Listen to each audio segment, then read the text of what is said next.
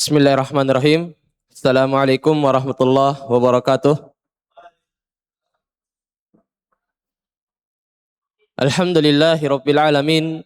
Wassalatu wassalam ala mab'uthi rahmatan lil alamin. Nabiyyina Muhammad wa ala alihi wa sahbihi wa man tabi'ahum bi ihsan ila yaumiddin. Amma ba'd.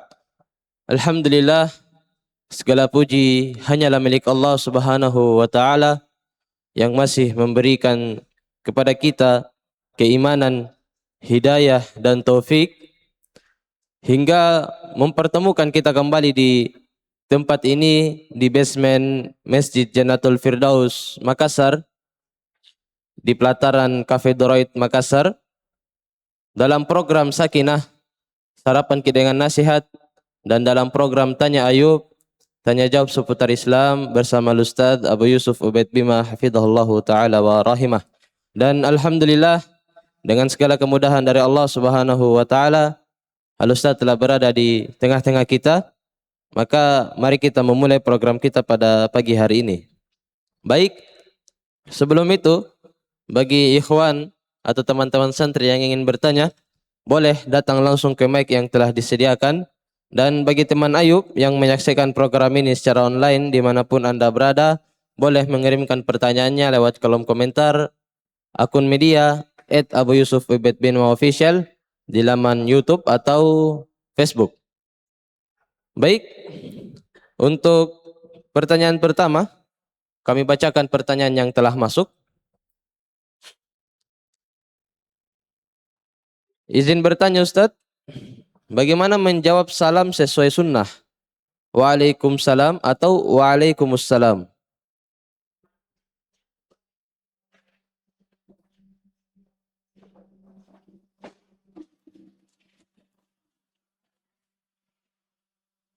Bismillahirrahmanirrahim. Alhamdulillahirrahmanirrahim. Wassalatu wassalamu ala rasulillah wa ala alihi wa ashabihi wa man tabi'ahum bi ihsan ila yaumiddin. Amma ba'd.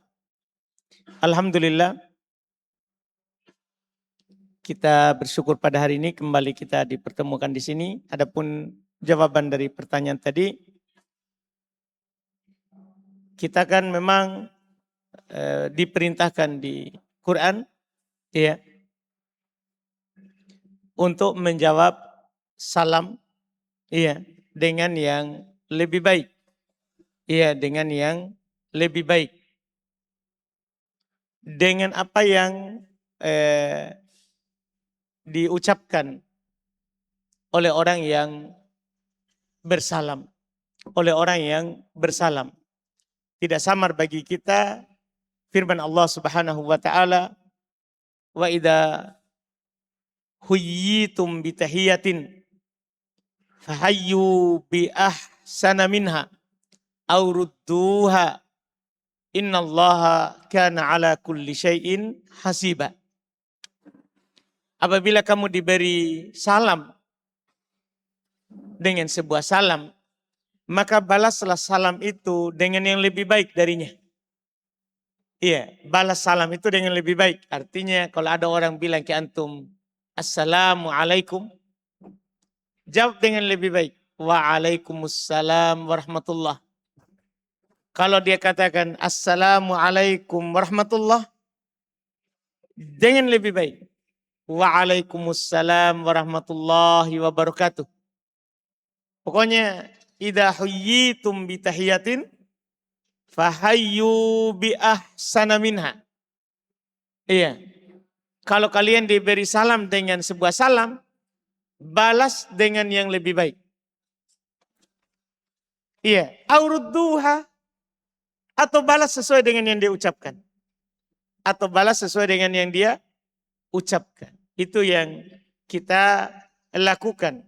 Iya, seperti yang kami katakan tadi. Adapun contoh lafaz salam, Assalamualaikum. Iya. Assalamualaikum warahmatullah. Assalamualaikum warahmatullahi wabarakatuh. Jawabannya, Waalaikumsalam. Waalaikumsalam warahmatullah. Waalaikumsalam warahmatullahi wabarakatuh. Ini salam dan 3 jawabannya. Wallahualam. Barakallahu fiik. Tapi bagaimana dengan yang kalau dia beri salam Ustaz tidak lengkap? Assalamualaikum dia Assalamualaikum atau mikum. Tidak ada artinya. Itu tidak sunnah. Kalau ada orang hanya bilang, iya, mikum. Wah, apa itu?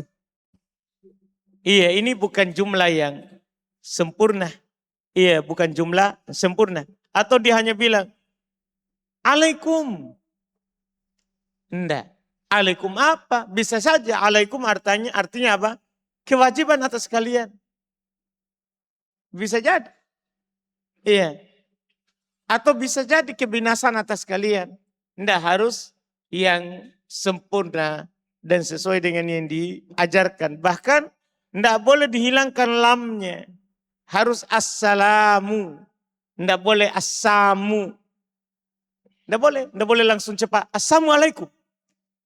Assalamualaikum. Tanpa lam. Enggak boleh. Karena itu mendoakan kebinasaan. Iya, karena tanpa lam artinya kebinasaan. Iya, atas kalian. Jadi harus sempurna. Wallahualam. Barakallahu fiik. Pertanyaan berikutnya. Bagaimana derajat hadis membaca 10 kali la ilaha illallah wahdahu la syarikalah lahul mulku wa lahul hamdu wa huwa ala kulli syai'in setelah salat subuh dan maghrib? Derajat ya hadis membaca 10 itu masuk untuk zikir pagi petang itu ya. Iya. Masuk di dalamnya. Itu hadis yang sahih. Sebagaimana sahih juga itu yang 100. Yang diucapkan sehari. Siapa yang mengucapkannya dan maka dia mendapatkan 100 kebaikan. Menghapuskan 100 keburukan. Ia seperti dia membebaskan budak. Tidak ada orang yang melakukan lebih utama dari kecuali orang yang melakukan yang semisal dengannya. Demikian pula 10. Iya. Sahih dari Nabi sallallahu alaihi wasallam. Wallahu a'lam. Barakallahu fiik. Pertanyaan berikutnya. Bismillah. Jika total nominal sedekahnya sama, manakah yang lebih utama? Bersedekah setiap hari misalnya 10.000 per hari atau mengumpulkan nominal tersebut lalu bersedekah sekali dalam sebulan, Ustaz? Setiap hari lebih utama. Ia daripada dikumpulkan sebulan. Dalam hadits Abu Hurairah radhiyallahu taala anhu, kata Nabi sallallahu alaihi wasallam, "Ma min ayyamin yusbihu fihi al-ibad illa wa fihi malakan yanzilan. Yaqulu ahaduhuma Allahumma ati mumfiqan khalafa wa yaqulu al-akhar Allahumma ati mumsikan talafa." Kata Nabi, tidak ada satu hari pun yang seorang hamba itu masuk di waktu subuh, di setiap hari. Kecuali pada hari itu ada dua malaikat turun. Berkata salah satunya, ya Allah, berikanlah orang yang bersedekah itu pengganti. Yang lainnya berkata, berikanlah orang yang tidak bersedekah kerusakan pada hartanya. Ini setiap hari. Jadi lebih utama kita bersedekah setiap hari daripada kita kumpulkan ya satu kali satu bulan. Wallahu a'lam. Barakallahu fiik. Pertanyaan berikutnya. Setelah itu kami berikan kepada teman-teman. Persiapkan memang. Izin bertanya Ustaz. Apakah setelah tawaf sunnah tetap melakukan sholat di belakang makom Ibrahim? Tawaf sunnah itu maksudnya bukan tawaf umroh atau bukan tawaf haji. Iya. Dan tawaf sunnah ada beberapa perbedaan dengan tawaf wajib, tawaf umroh atau tawaf haji. Yaitu diantaranya adalah tawaf sunnah itu tidak harus 7. Tidak harus 7, boleh hanya sekali, 3 kali, kalau mau ganjil 5 kali, 7 kali. Tidak harus 7 tawaf sunnah itu. Iya. Kemudian tidak ada sholat sunnah di belakang makom Ibrahim. Tidak ada sholat sunnah di belakang makom Ibrahim. Sebagaimana juga tawaf sunnah itu tidak dilanjutkan dengan sa'i. Tidak dilanjutkan dengan sa'i. Wallahu a'lam. Barakallahu fiik. Kami berikan kepada ikhwan. Ya, silakan.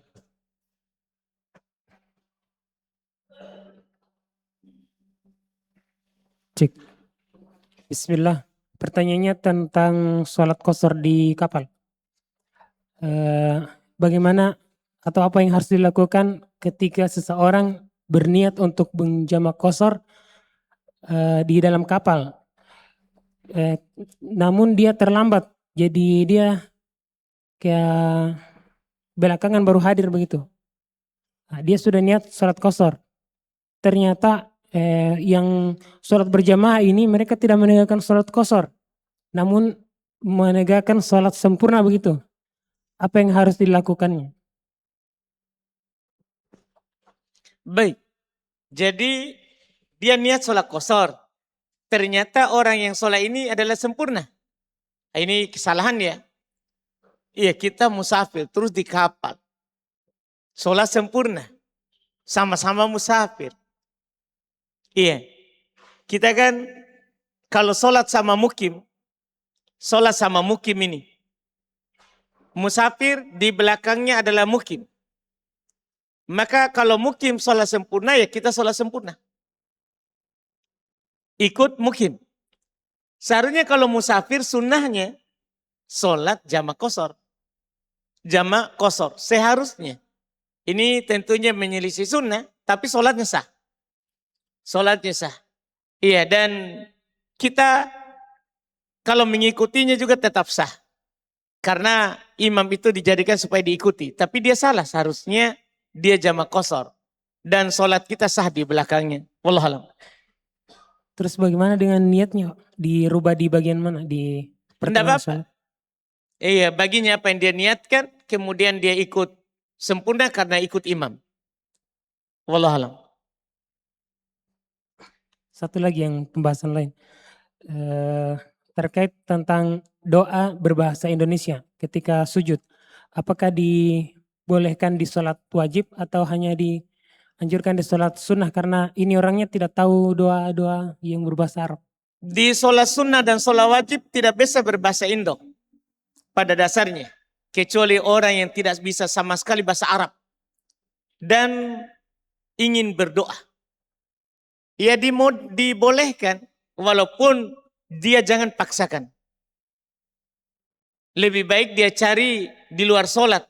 Di tempat-tempat mustajabah untuk berdoa dengan bahasa Indo. Karena dalam sholat itu la yasluhu li kalamin nas. Tidak cocok untuk ucapan manusia. Tidak cocok untuk ucapan manusia. Dia hanya li qiraatil Quran wa dzikrillah. Hanya untuk membaca Quran dan zikir kepada Allah. Iya.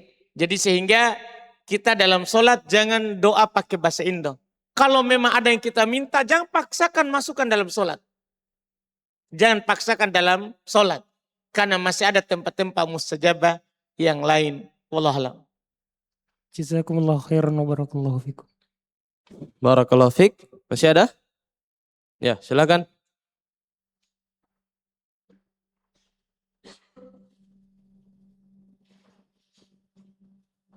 Bismillah, izin bertanya Ustaz. Apa hukumnya sholat sunnah duduk? Dari awal memang kita sudah duduk. Karena saya suka sekali sholat begitu Ustaz, apalagi kalau subuh. Apa hukumnya Ustaz? Baik, sholat sunnah duduk boleh disepakati oleh para ulama, tidak ada silang pendapat. Walaupun mampu berdiri. Sholat sunnah duduk, ya, itu dibolehkan. Disepakati oleh para ulama walaupun mampu berdiri. Walaupun tidak sakit. Tidak ada silang pendapat. Itu sholat sunnah. Adapun sholat wajib, wajib berdiri selama mampu. Boleh duduk kalau tidak mampu berdiri dan boleh berbaring jika tidak mampu duduk. Sholli qa'imah fa illam tastati fa qa'ida fa illam tastati fa ala jambin. Dalam hadits riwayat Bukhari Imran ibn Husain. Sholatlah kamu dalam keadaan berdiri, kalau tidak mampu maka duduklah, kalau tidak mampu maka berbaringlah. Ini sholat wajib.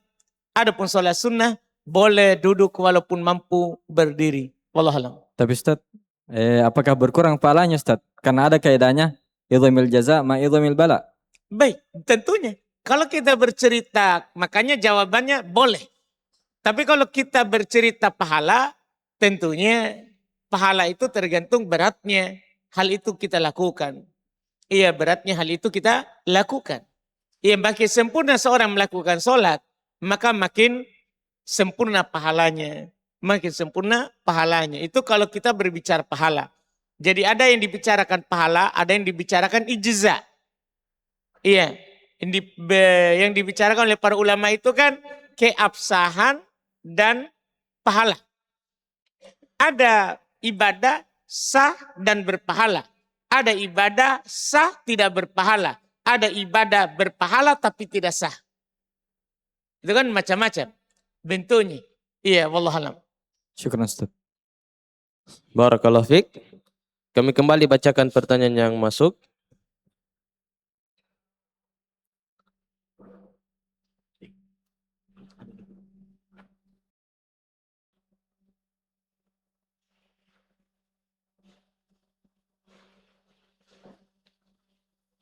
Ini lumayan panjang. Bismillah. Bagaimana cara menangkis syubhat, memberi saran dan kritik kepada pemerintah secara terang-terangan itu boleh karena pemerintah mengizinkan sebagai bentuk demokrasi. Baik. Masya Allah. Iya. Ini syubhat ya. Dikatakan syubhat. Jika pemerintah membolehkan rakyat menyampaikan kritik sebagai bagian dari sistem demokrasi, maka apakah izin tersebut secara otomatis boleh kita melakukan kritikan secara terang-terangan? Jawabannya, izin tersebut tidak otomatis menjadikan semua bentuk kritik terbuka itu dibolehkan. Karena seorang muslim ini itu tetap terikat dengan cara yang dibenarkan oleh syariat, bukan orang. Iya. Syariat itu, seorang muslim itu tetap terikat dengan syariat. Dan termasuk dalam cara mengkritik pemerintah. Cara mengkritik pemerintah. Ketika pemerintah izinkan kita mengkritiknya secara terbuka, apakah langsung boleh? Tidak bisa kita langsung bolehkan. Iya. Kita melihat apakah cara ini memang dibenarkan oleh syariat bagi kita masyarakat? Iya, karena Allah Subhanahu wa taala berfirman, "Ya ayyuhalladzina amanu, atiullaha wa atiur rasul wa ulil amri minkum." Wahai orang-orang yang beriman, taatilah Allah, taatilah Rasul. Jadi dahulukan taat kepada Allah, kemudian taat kepada Rasul. Setelah itu, dan ulil amri minkum, tidak dipakaikan kata lagi taat. Perhatikan ayatnya. Taati Allah, taati Rasul, diulang. Ketika pemerintah, pemimpin, wa ulil amri, tidak diulang itu tersendiri kata taat. Itu menunjukkan bahwa ketaatan terhadap pemerintah ikut kepada ketaatan kepada Allah dan Rasulnya, begitu. Tidak berdiri sendiri. Apakah yang diizinkan oleh pemerintah adalah bentuk yang diizinkan oleh Allah dan Rasulnya? Itu yang kita kaji sebagai muslim. Sebagai muslim. Iya. Jangan membuat syubhat. Iya. Baru saja kita belajar, tiba-tiba kita keluarkan itu syubhat. Tidak boleh. Dan jangan sebarkan syubhat seperti itu di tengah kita kaum muslimin. Iya. Mengajak orang mengkritik pemerintah. Itu hanya orang-orang pergerakan. Kita terikat dengan syariat. Ingat sekali lagi. Dalam firman Allah ini, surat An-Nisa 59, ketaatan kepada pemimpin adalah diikutkan kepada ketaatan kepada Allah dan Rasulnya. Dan juga Nabi SAW bersabda, ini terkait dengan pemimpin ini. Hadits riwayat Imam Ahmad. Iya.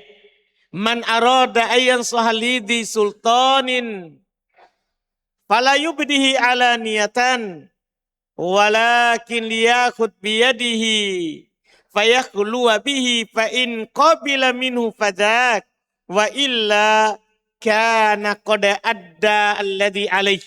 Perhatikan ini hadits yang agung ini. Barang siapa yang ingin menasihati pemerintah, jangan dia menampakkan secara terang-terangan. Ini kan Nabi, Pak. Ini Nabi. Barang siapa yang mau menasihati pemerintah, jangan dia menampakkannya secara terang-terangan. Akan tetapi hendaklah dia mengambil tangannya, menyendiri dengannya. Jika dia menerima nasihat tersebut, itulah yang diharapkan. Jika tidak, maka ia yang menasihati telah menunaikan kewajibannya. Dia telah menunaikan kewajibannya.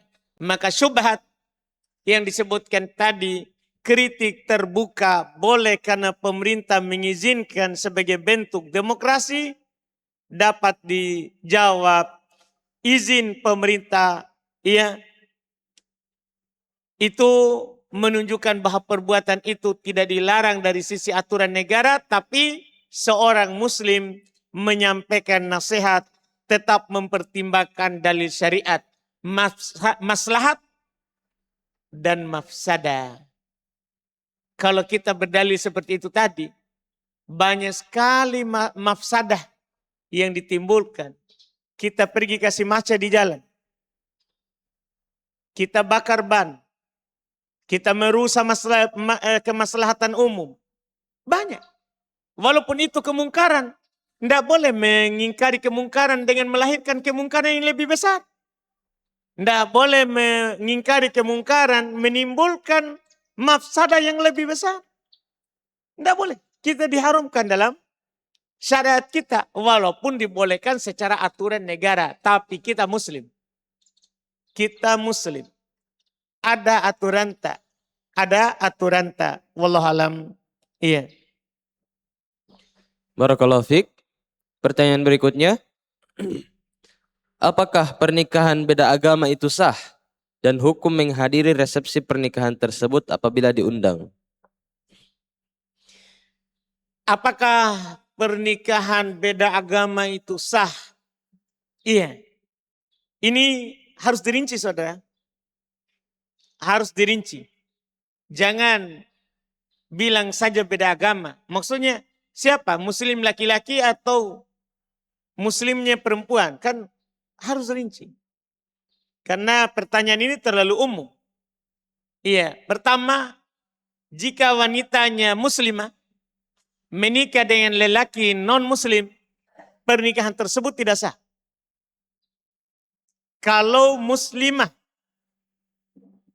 laki-lakinya non-muslim, tidak sah.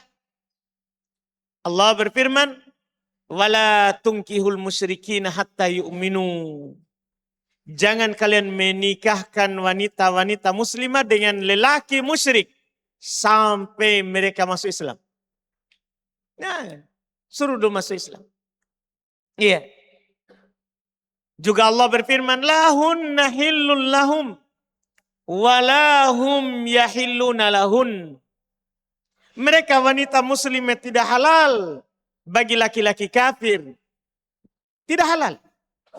Dan mereka tidak halal juga bagi mereka. Lelaki kafir tidak halal bagi wanita muslimah. Ini jelas dalil Quran. Dalil Quran. Ini kalau muslimah dengan non-muslim. Jika laki-lakinya muslim, wanitanya non-muslim. Ini lagi dirinci. Kalau selain ahli kitab, selain Yahudi Nasara, tidak boleh juga. Diharamkan juga. Iya. Kalau itu adalah Yahudi Nasara, kalau wanitanya adalah ahli kitab, Yahudi Nasara, dan menjaga kehormatannya, bukan wanita sembarang. Dia wanita ahli kitab tapi menjaga kehormatannya. Iya. Maka boleh lelaki muslim menikahinya. Boleh laki muslim menikahinya. Iya, boleh. Tapi wanita muslim lebih baik walaupun budak. Walaupun itu boleh ya. Hukum saya bilang boleh, jangan sampai sebentar berburu ki. Iya. Wanita muslimah tetap lebih baik walaupun dia budak. Walaupun kecantikannya lebih cantik yang kafir. Muslimah tetap lebih baik. Karena bisa saja kita akan terseret ke agamanya setelahnya. Tapi kalau kita berbicara hukum, halal. Berbicara boleh, halal. Allah berfirman, wal musonatu minal ladina utul kitaba min qablikum. Ketika Allah menyebutkan yang halal bagi kita dan dihalalkan menikahi, kata Allah, wanita-wanita yang menjaga kehormatannya di antara orang-orang yang diberi kitab. Ini di Al-Maidah. Ya, ini di Al-Maidah ayat 5. Namun kebolehan ini memiliki rincian pertimbangan besar, hati-hati. Terutama terkait dengan agamanya suami. Pendidikan agama nanti anak-anak. Jangan dipikirkan kita saja, cantimide gasmi. Jangan.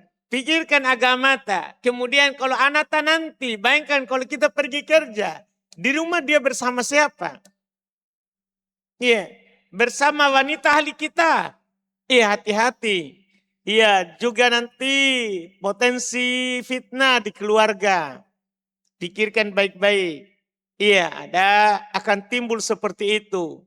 Oleh karena itu, menikahi muslimah lebih utama dan lebih selamat bagi agama seorang. Kata Nabi, fadfar bidatid din taribat tiadak. Pilih yang punya agama, kamu akan beruntung. Pilih yang punya agama, kamu akan beruntung. Wallahu alam. Barakallahu fiik. Pertanyaan berikutnya. Apakah tetap sah bacaan sholat hanya Al-Fatihah, tidak membaca surah pendek? Tentunya, kalau kita bertanya sah-sah. Karena Nabi SAW bersabda, la sholata liman lam yaqra bi fatihatil kitab. Tidak ada solat bagi orang yang tidak membaca Al-Fatihah. Berarti di sini hanya disebutkan Al-Fatihah. Maka kalau ada orang membaca Al-Fatihah saja, sah solatnya. Sah solatnya. Wallahualam. Barakallahu fiik. Pertanyaan berikutnya.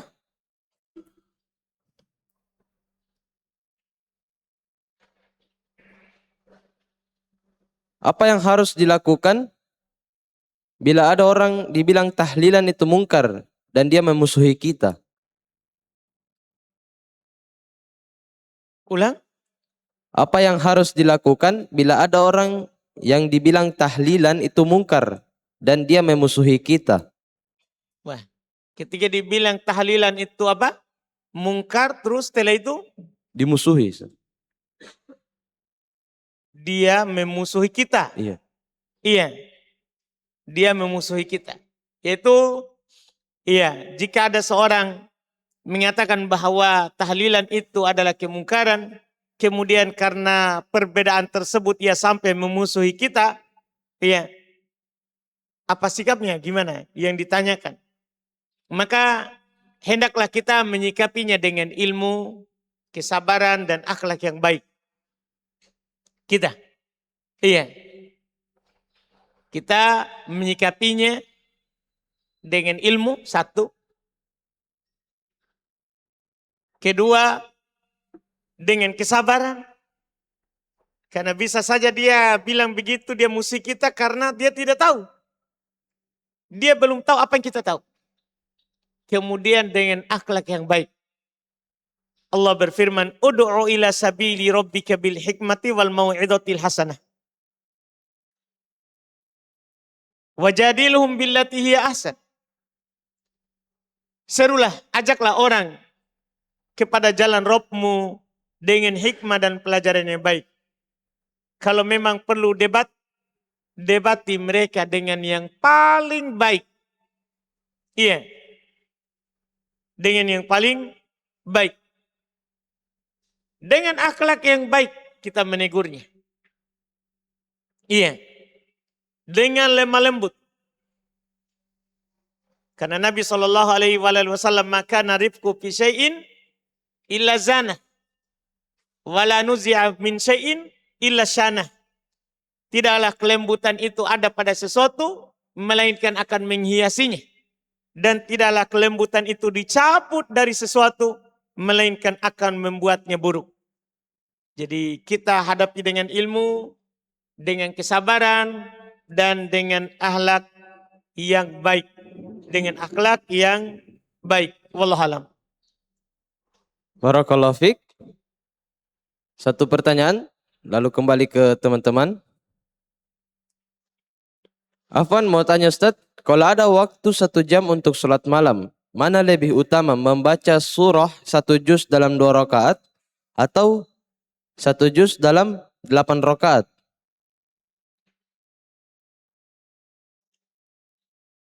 Kalau ada waktu 1 jam untuk sholat malam, mana lebih utama membaca 1 juz dalam 2 rakaat atau 1 juz dalam 8 rakaat? Nabi SAW dalam hadits Aisyah itu tidak lebih dari 11 rakaat melakukan sholat malam. Itu sering Nabi lakukan. Artinya kalau kita lakukan sesuai dengan yang Nabi lakukan dengan 1 juz lebih utama tentunya. Iya, daripada hanya 2 rakaat. Karena mengikuti sunnah lebih utama dan lebih baik. Wallahualam. Barakallahu fiik, kami kembalikan ke ikhwan. Ya, silakan.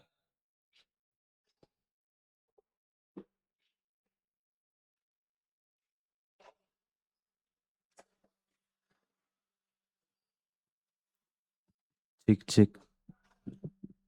Bismillah Ustaz, izin bertanya. Pertanyaan pertama.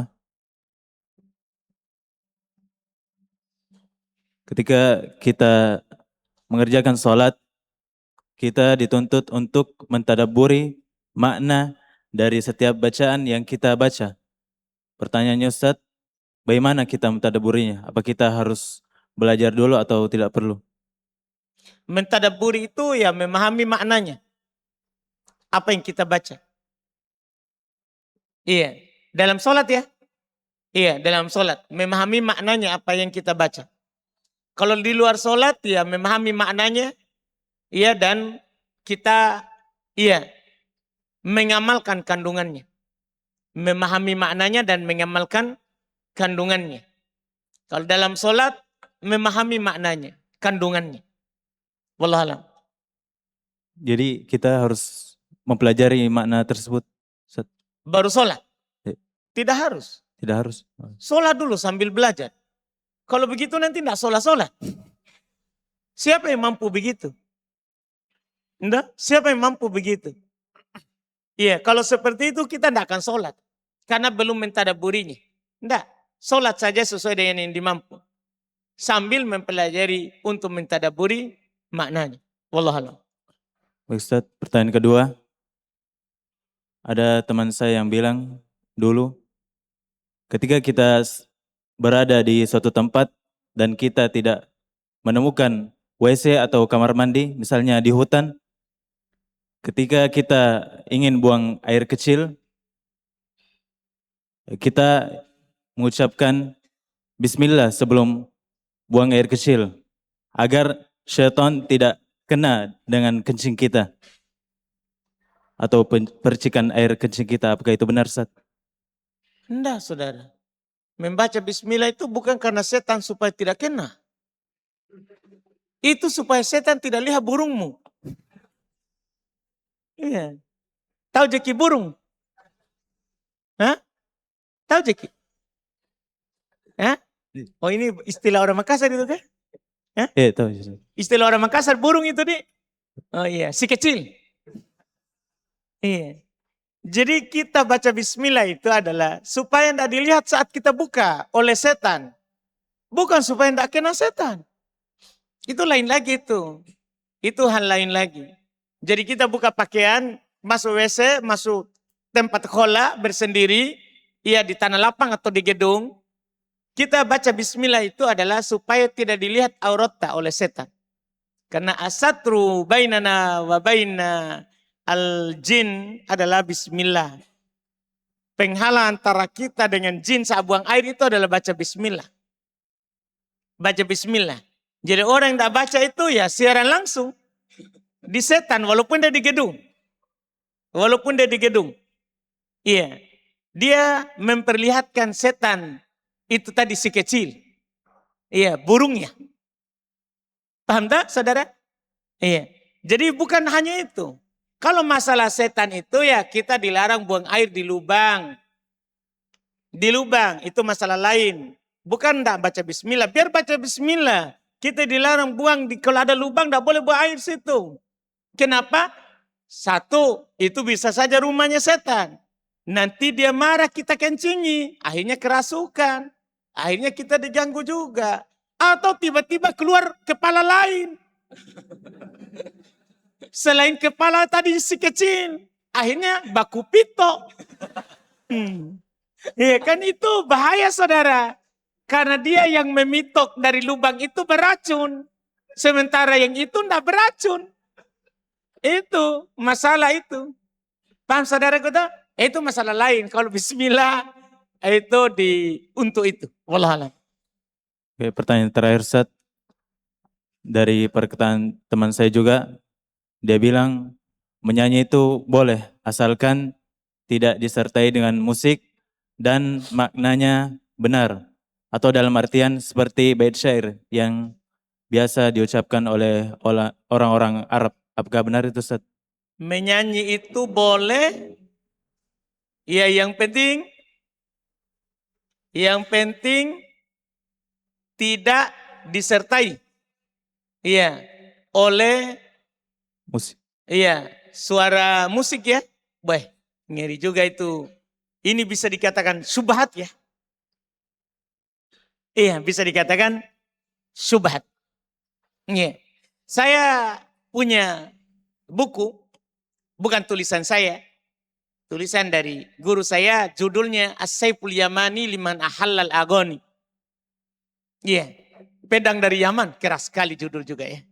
Pedang dari Yaman bagi orang yang menghalalkan musik. Di dalam buku itu, tidak hanya membahas musik, juga membahas nyanyian. Iya, membahas nyanyian. Yaitu hukum nyanyi, iya. Hukum nyanyi bernyanyi, iya. Tanpa musik. Iya, tanpa musik. Itu juga yang dibahas.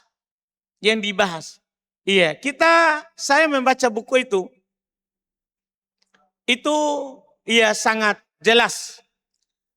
Kalau kita melihat dalil Quran yang disebutkan, iya, di antara yang beliau sebutkan dalam buku itu, dalil Quran yang paling terkenal, iya, akan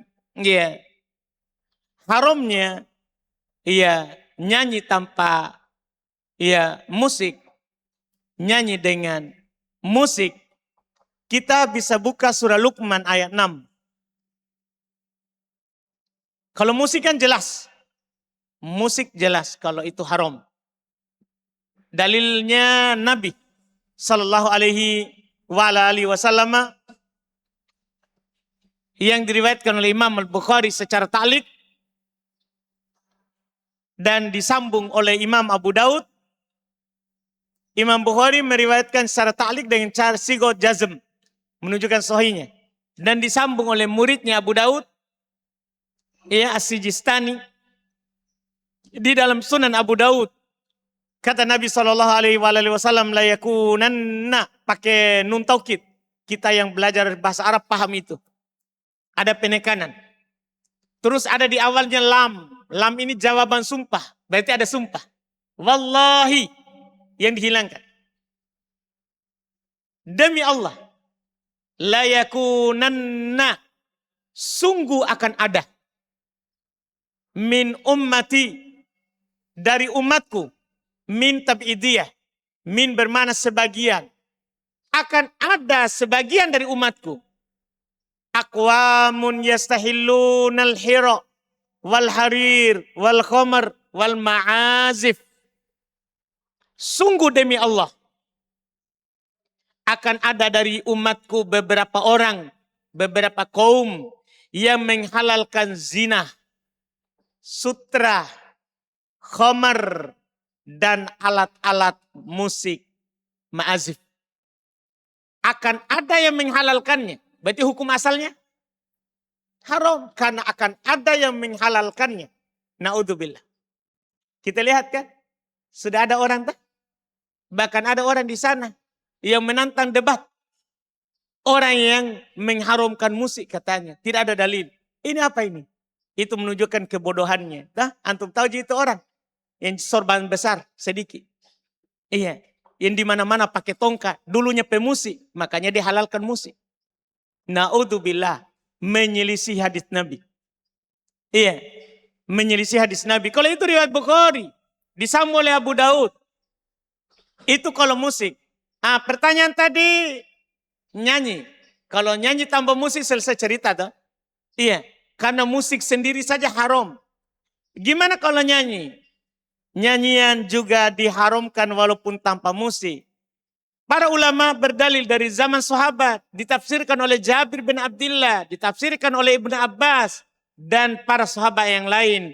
Ayat surah Luqman ayat 6. Wa minan nasi may yashtari lahwal hadithi liyudilla an sabilillahi bighairi ilmin wa yattakhidaha huzwa ulaika lahum adzabun muhin. Perhatikan ke ayat ini. Di antara manusia, sama dengan hadis tadi, sebagian orang. Di antara manusia ada orang yang mempergunakan perkataan yang tidak berguna. Perkataan yang tidak berguna. Untuk menyesatkan manusia dari jalan Allah tanpa ilmu. Dan menjadikan jalan Allah itu sebagai olok-olokan.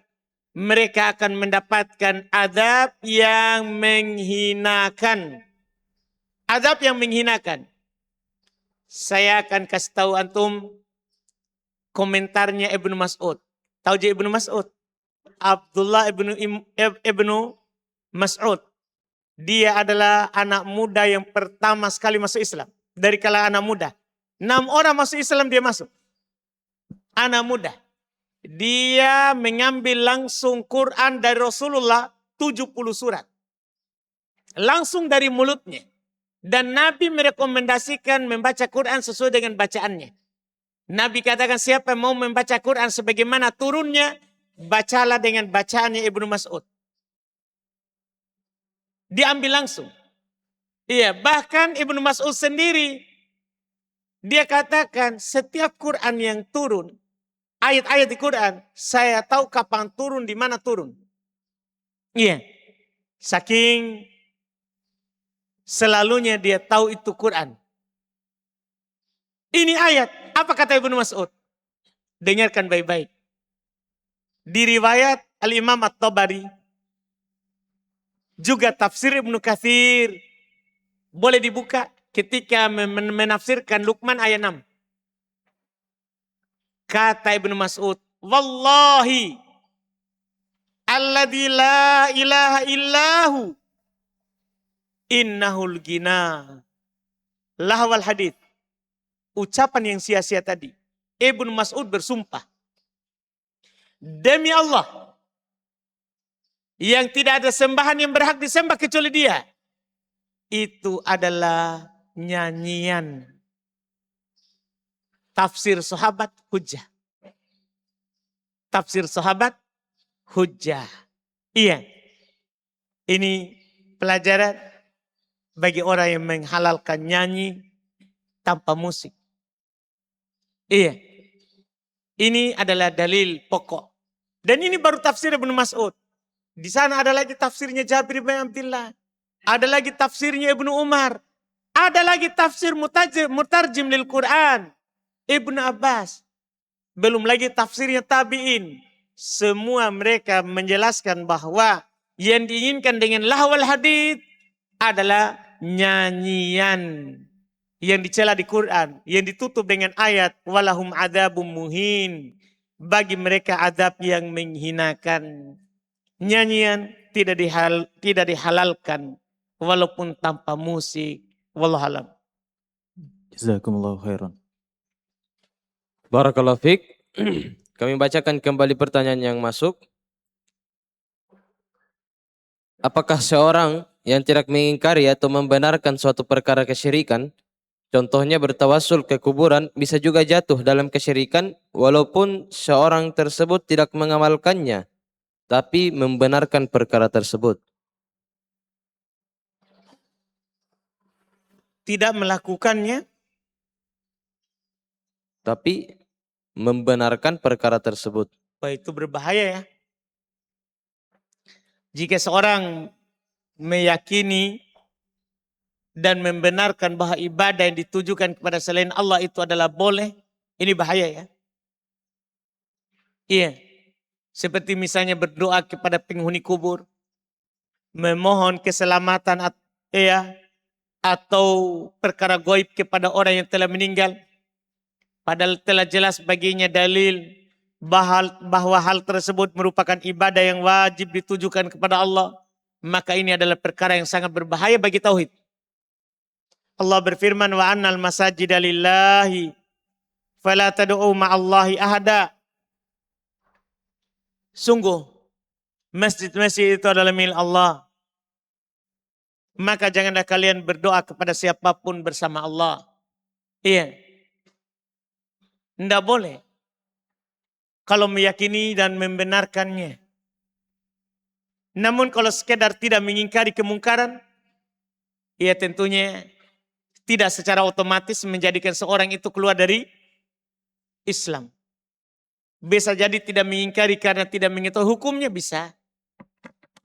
Iya. Atau tidak mampu, bisa. Ya kan, orang biasanya kalau tidak mengingkari kemungkaran karena tidak mampu. Iya, itu diberi udzur. Atau takut terhadap bahaya, kalau dia mengingkari akan bahaya yang lebih besar baginya. Atau sebab lainnya. Yang jelas Nabi SAW bersabda, man ro'a minkum mungkaron, falyughayyirhu biyadih. Siapa di antara kalian melihat kemungkaran, ubah dengan tangannya. Fa'illam yastati' fabilisani. Kalau dia tidak mampu melakukan dengan tangannya, maka dengan lisannya. Fa'illam yastati' fabiqalbi. Kalau tidak mampu juga maka dengan hatinya. Jadi minimal ada pengingkaran dalam hati. Kalau tidak mampu dengan tangan, tidak mampu dengan lisan. Tidak boleh kita meyakini bolehnya.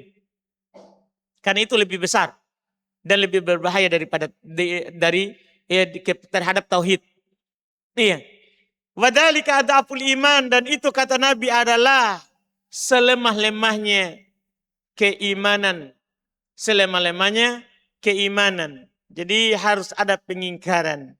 Harus ada pengingkaran. Pertanyaan tadi, apakah boleh seorang tidak mengingkari atau membenarkan suatu perkara kesyirikan? Bahaya ini. Ya? Kalau membenarkan sudah saya sebutkan pertama. Itu berbahaya bagi tauhidnya. Iya, karena orang yang ridho terhadap maksiat seperti pelaku. Walaupun dia tidak melakukannya. Naudzubillah. Itu bahaya. Kalau dia tidak mengingkarinya, karena membenarkan masuk di itu. Nah, kalau dia mengingkarinya, tidak mengingkarinya karena tidak mampu, ini lain. Seperti yang kita sebutkan tadi. Hendaknya seorang tentunya mengingkari kemungkaran itu semampunya. Wallahualam. Barakallahu fiik. Pertanyaan berikutnya.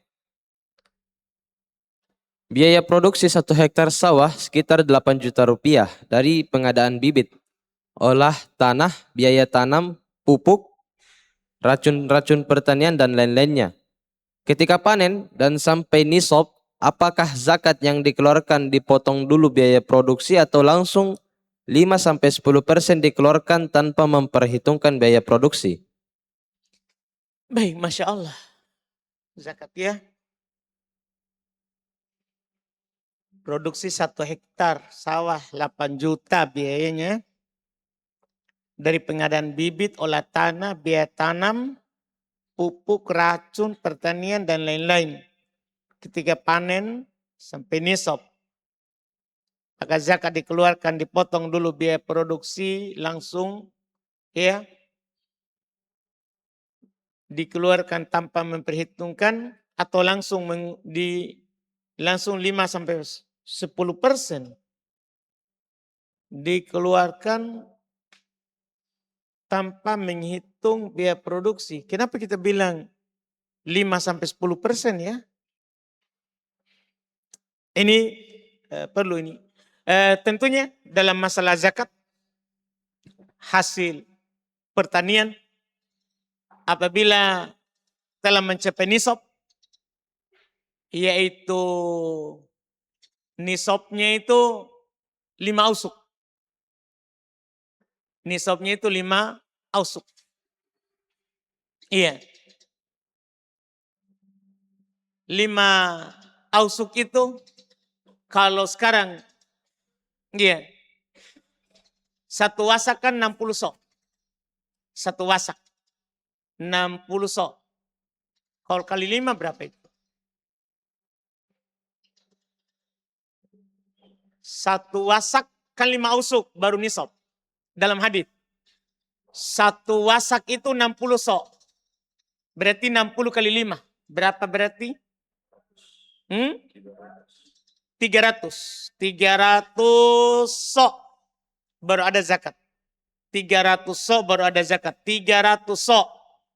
Iya. Hitungan Syekh Ibnu Utsaimin 1 sok 2,5 kilo. Ya hampirlah, kurang sedikit. Kalau hitungan Syekh Utsaimin. Kalau Syekh bin Baz belum genapkan 3 kilo 1 sok. Kita hitung coba di Syekh bin Baz. Berarti 300 sok kali 3 kilogram. Berarti 900 kilogram. Kalau kita sudah punya hasil panen 900 kilogram, wajib zakat. Itu namanya sampai nisab. Sampai nisab. Jadi kita harus pahami dulu nisabnya ya. Nisabnya itu adalah 300 sok. 300 sok dikalikan 3 kilo. 1 sok. Hitungan Syekh bin Baz, sekali lagi. Hitungan Syekh bin Baz. Iya, kalau hitungan Syekh Utsaimin hanya 750 kilo. Karena menurut beliau 2 kilo lebih. Iya, 2 kilo lebih. Jadi tadi itu nisab saudara ya, harus dipahami dulu nisabnya berapa. Maka ketika sampai nisab, tentunya kita untuk menghitung zakatnya, iya, kita keluarkan dulu. Pertama biaya hasilnya, kotornya, iya, hasil kotornya keseluruhan sebelum dikurangi biaya produksi. Iya. Kemudian setelah itu apakah kita keluarkan zakat setelah keluar biaya produksi atau tidak? Berbeda sedikit pendapat. Mereka sepakat ada zakat pertanian. Cuman apakah seperti penanya? Keluarkan dulu biaya produksi atau tidak? Mayoritas mengatakan tidak. Supaya hati-hatinya begitu. Tidak dikeluarkan biaya produksinya. Walaupun kalaupun ada yang mengeluarkan biaya produksi dulu, boleh. Di atas pendapat sebagian ulama. Iya. Mayoritas tidak. Hitung total saja dulu, karena itu hasil panen. Karena Allah katakan waktu haqqahu yauma hasadi. Keluarkan haknya hari panen. Tidak dirinci di situ biaya produksi atau tidak. Yang dirinci oleh syariat adalah penyairan gratis tak ada hujan atau biaya. Itu saja. Penyairannya gratis atau biaya. Kalau penyairannya gratis, tidak pakai biaya, maka 1/10.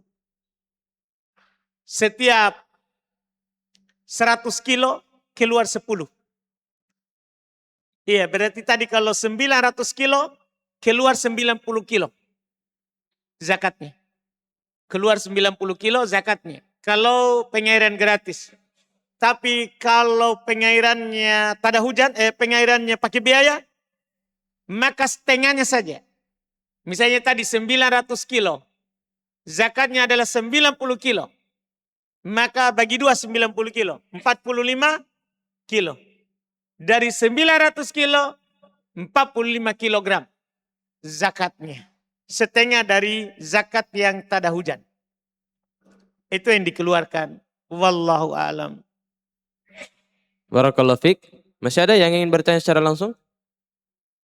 2 orang. Oh iya. Satu pertanyaan lagi kami bacakan terus kembali. Mana tadi itu? Apa hukumnya berdiri saat diperdengarkan lagu kebangsaan? Apakah ini termasuk berdiri pengagungan yang dilarang? Wallahu a'lam. Seorang itu jangan kasih masuk ustadz di kritik pemerintah. Suka sekali bertanya yang begitu. Iya. Nanti kalau kita jawab nanti tidak dikatakan, iya, tidak ini, tidak itu. Ini masalah antum ini. Kalau masalah dengan pemerintah, masalahmu jangan di tempat umum. Iya, kalau tadi baguslah. Karena berlawanan dengan pemerintah. Tapi kalau ini, iya, kita mau memasukkan saya dalam penjara, nanti tidak ada yang ngajar nahwu. Gimana kita ini? Bantulah ustadzmu supaya tetap bisa mengajar. Ini gak? Alhamdulillah. Barakallahu fiik. Pertanyaan berikutnya. Izin bertanya Ustaz. Hukum mengambil keuntungan ketika seseorang meminta tolong dicarikan barang yang diperlukannya tanpa diketahuinya. Boleh. Iya. Biaya jasa namanya. Jasa titip. Biaya jasa. Jadi kalau ada orang minta tolong, kita bilang bisa, tapi jasanya sekian. Tentukan dari awal. Tentukan di awal. Biaya jasa mencarikan. Wakil itu boleh menetapkan harga untuk dia carikan yang mewakilinya. Wallahualam. Barakallahu fiik. Kami kembalikan ke ikhwan. 2 penanya terakhir.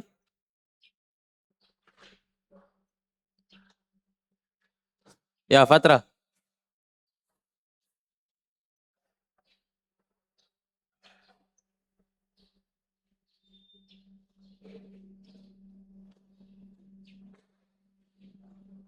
Bismillah.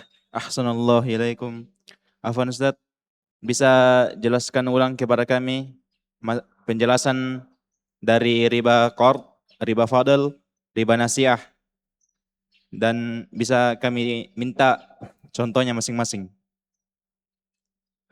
Masya Allah. secara ringkas maksudnya Ustaz.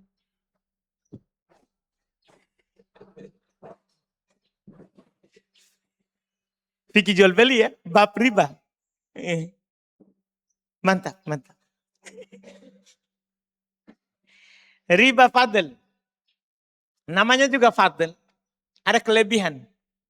Iya, seperti fadl di belakang, kelebihan daging. Oh, kelebihan lemak ya. Mana fadl? Mana fadl? Itu dibilang riba fadl. Ada kelebihan. Ada ji fadl di situ? Oh ada ji, iya. Seperti itu fadl di belakang, Fatra. Kalau mau kau paham. Lihat kau fadl, ada kelebihan lemak. Atau tidak ada lemaknya. Riba fadl itu adalah kelebihan. Kelebihan dari transaksi emas dengan emas. Emas barunya 1,5 gram, dia tukar dengan emas lamanya 2 gram misalnya begitu. Dia punya emas lama 2 gram. Dia mau ambil model terbaru. Tapi 1,5 gram dia tukar.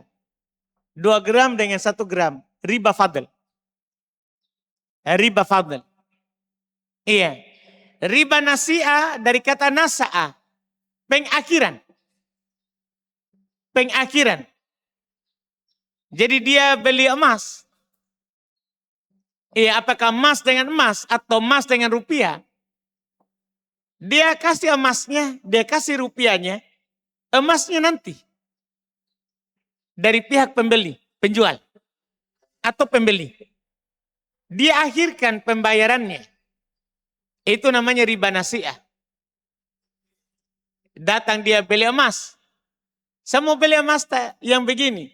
Dia kasih uangnya. Atau dia pakai emas juga. Dia kasih emasnya. Sama-sama nilainya gramnya. Tapi penjual bilang, oh boleh. Tapi 5 hari baru ada. 5 hari baru siap diambil. Dia bilang baik. Dia kasih uangnya atau dia kasih emasnya. Nanti 5 hari kemudian dia datang ambil emasnya. Riba nasi'ah. Riba nasi'ah. Seperti itu Pak Patra. Iya, wallahualam. Apalagi tadi? Itu sih. Riba qard. Hah? Riba qard. Tambah lagi. Riba qard. Namanya juga qard, pegadaian. Pinjaman. Qard itu pinjaman. Iya. Riba qard itu riba yang lahir dari pinjaman. Saya pinjamkan kepada kamu ini 100.000. Tapi kembalinya nanti 105.000. Riba qard. Saya pinjamkan kepada kamu ini 1.000. Tapi nanti kembalinya 1.100 rupiah. Riba qard. Riba yang lahir dari utang piutang. Saya pinjamkan kepada kamu 5 juta. Ini motor jaminannya. Antum pakai motornya. Riba qard. Jaminan tidak boleh dipakai. Disimpan sampai atau kasih, pegang saja suratnya. Biar saja yang meminjam itu yang pakai motornya untuk usaha supaya dia bisa lunasi utangnya. Pinjam 5 juta, dia jaminkan sawahnya. Seharusnya jaminannya suratnya. Biarkan sawahnya itu dikelola oleh si peminjam supaya bisa bayar utang. Tapi orang dia pegang sawahnya, yang memberi pinjaman ambil sawahnya. Dia tanami padi, dia ambil hasil padinya. Riba qard. Riba hasil pinjam meminjam. Namanya riba qard. Ada lagi? Riba apa lagi? Jelas Ustaz. Pertanyaan terakhir lagi. Oh, riba lagi? Nah, Nggak. Ustaz. Apabila kasus seperti utang piutang begitu, cicil menyicil. Kemudian persyaratkan kalau terlambat bayar, misalnya sudah tenggang waktu terlambat, persyaratkan di situ ada dendanya. Apakah termasuk riba qard ini Ustaz? Masa enggak jelas itu? Setiap ada penambahan biaya dari pinjam meminjam, riba qard. Riba qard. Iya. Setiap ada penambahan dari pinjam meminjam, riba qard, yang diambil manfaat di belakang. Itu kan manfaat. Wallahualam. Nah Ustaz. Barakallahu fikum. Barakallahu fik. Karena pertanyaan Bapak Fatra tadi terlalu panjang, kami anggap itu pertanyaan terakhir. Kita mengucapkan kepada Ustaz, jazakumullah khairan, barakallahu fikum, yassarakallahu fi kulli umurik. Semoga Ustaz senantiasa dalam penjagaan dan perlindungan Allah Subhanahu wa taala, dan ana memohon maaf karena banyaknya pertanyaan yang belum sempat kami bacakan. Insyaallah kita akan bertemu di lain waktu. Ana tutup. Subhanakallahumma wa bihamdik asyhadu an la ilaha illa anta astaghfiruka wa atubu ilaik. Assalamualaikum warahmatullahi wabarakatuh.